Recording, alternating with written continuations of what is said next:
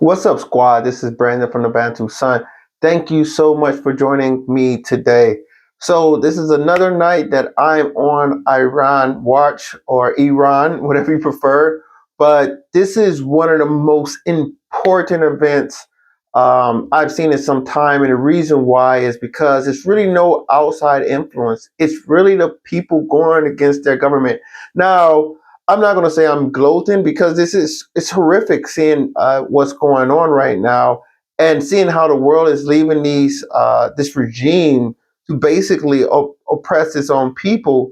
But it's something that I've always called. I always say I thought that the Iranian regime, the theocracy that it is, our whole lives are, and this is why I'm such a proponent of getting your education, learning and picking up context clues because the entire system has lied to us. They told us Iran was full of these zealots, these religious zealots, that they were extremists, they were terrorists, etc.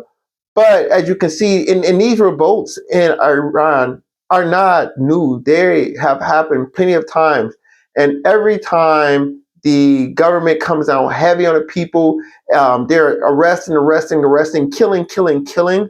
And now it's just reached such a point that regardless, I heard the other day they arrest 3,000 people, but it doesn't matter because millions are in the street. This also goes to another point that I also talk about a lot is governments fit the people because the people will rebel against you. You can't take a leader that doesn't fit that doesn't speak to the people. Eventually, that's going to topple over. And somebody tweeted this, I believe I read. It said, 47 years of brainwashing could not erase 5,000 years of Iranian civilization. And that is exactly what we're seeing. But it's proving my point. I believe that the Shah was overthrew by, I, I think right now I'm leaning towards a country in the West, which one I don't know. I have my inklings. But I think the Shah was overthrew intentionally. He was sabotaged. And they put the theocracy there, the Ayatollah Khomeini, his regime, they put him there to suppress the people of Iran. Iran, even President Trump said, Iran has probably lost like 130 years of development, but they have all of the fundamentals to advance when they're ready to step into that light. And people are constantly online saying, "Where's America?" et cetera, et cetera. But what makes you think America wants to see a strong, prosperous, and powerful Iran? In fact, I would say this: where is the Europeans? Because I think more than anybody, especially at this moment, the Europeans need Iran. Iran is such a check on every problem Europe is having right now. A large population is selling to their markets. A historical relationship. A lot of Europe lived and grew out of the shadows of Persia. Alexander the Great is merely a ripoff or a mimic of Cyrus the Great. You're looking here between Iran and Iraq, which I can just as easily argue is one nation, but Iran and Iraq, you're looking at the cradle of civilization. You're looking at the crossroads of East and West. Iran is a game changer. It is a game changer. And the biggest game changer it will be right now is for a country such as for a continent of Europe. Because Europe needs resources. That's Iran has energy. Iran has mineral resources. It has geography. Europe can run pipelines through that. Eurasian connection. Because regardless of Trump's strategy, Eurasia is the world island. Everything that the Western Hemisphere have, Eurasia has more or less in droves for the most part. And when you look at that, but what Trump is doing, he is making a super country. And if he gets Greenland, it's game over. It's not going to say it's game over if he gets Canada, it's game over. But he gets Greenland, he's got Venezuela, good luck. Good luck with any country coming within. He's getting ready. China was going to be a formidable foe. And truthfully, before Trump came to office and made these moves, I didn't see, I saw America basically being demoted sooner or later within the next 5 to 10 years.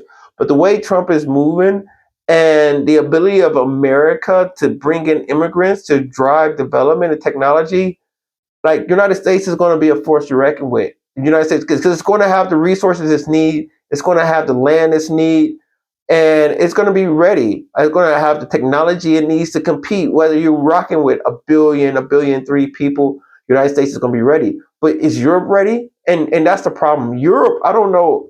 Obviously, it's a demographic thing. Europe's addicted to the welfare state, and I also think I want to say it's demographic. But you look at Trump, and Trump's he's like damn near 80.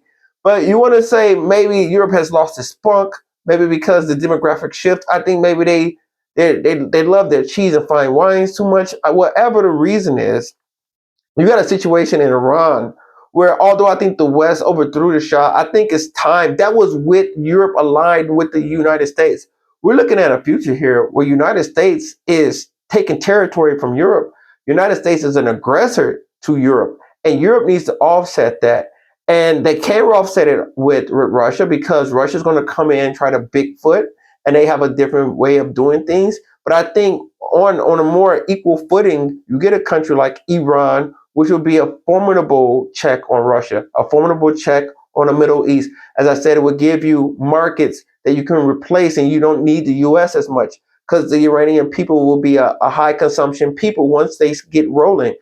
And then on top of that, infrastructure. You can double down on inland infrastructure, which would not be so susceptible to United States sea power. Like the opportunities that Iran or the solutions that Iran provides for Europe are manifest a thousand folds. And it seems like Europeans are sleeping on their laurels. They really adopted this welfare state mentality. They actually think somebody here like to take care of them. And that's not. They're being overrun demographically. And this is coming from a person that knows European history well. You know, if and unfortunately, you could say, can you separate the genocide from the development? There's, of course, there's a role that Europe has played in history in a very positive way, and they should embrace that aspect of it.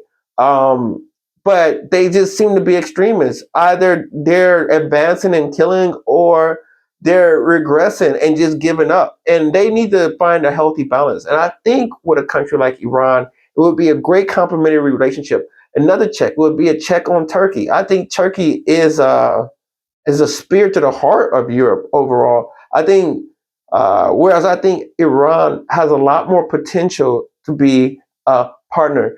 For those that have been following me for some times, you might remember I came out with my Crypt 6. These were the second tier powers, United States at the top. These were the second tier powers that were up, rising, and had the capacity to challenge the United States one day. Um, China, Russia, India, Iran, Pakistan, Turkey. China, Russia, India, Iran, Pakistan, and Turkey. That hasn't changed, and the reason why, because all of those countries have soft power as well as the metrics to become a big player in the world, and they have the geopolitical and geostrategic positioning to be a major player in the world if they got the proper leadership. So even though I saw that Iran was suppressed, I know that that was just because they were controlled and oppressed. But for Europe to not to be out there, nobody's lifting a finger. They're barely even getting coverage in Iran, and they're doing revolutionary things. These are people with no weapons, and it might get to the point that the regime might send people out to kill or arrest people, and the numbers are too large, and they're going to say, you know what, we're tired of killing our fellow countrymen.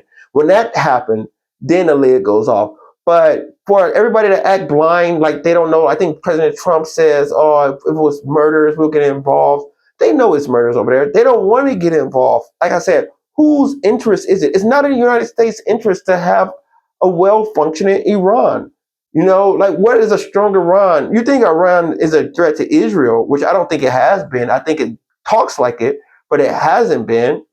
But you think a healthy Iran, that's a real threat to Israel in the region, from not from an intention point of view, but from a capacity point of view, because they're not going to be a victim. They're not going to be ostracized. They're going to have good relations with other countries. They're going to be able to negotiate better, and they're going to have good technology, great technology that they're going to be able to afford with their big banks. So from all of the resources and development. So I don't know who in Europe needs to hear this, but they definitely need to get off their laurels because Trump is bulldozing now, and they're sitting there, they're trying to boister or act like they have more health than they actually do. The emperor has no clothes, and I think the only thing that Europe can do right now to stop being a buffer zone between Russia and United States, because it looks like President Trump just wants to carve up the world in fears.